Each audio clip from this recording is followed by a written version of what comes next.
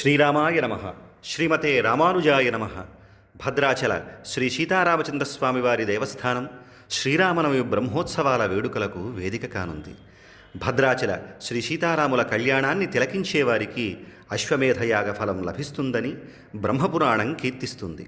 అదే ప్రకారంగా శ్రీరామ మహాపట్టాభిషేకాన్ని దర్శించే వారికి కూడా సకల శుభాలు చేకూరుతాయని పరాశర ఉపపురాణం అంటున్నది. అలాంటి మంగళకరమైన మహోత్సవాల టికెట్లు www.bhadratritemple.telangana.gov.in అందుబాటులో ఉన్నాయి. భక్తులు ఈ సౌకర్యాన్ని వినియోగించుకోండి.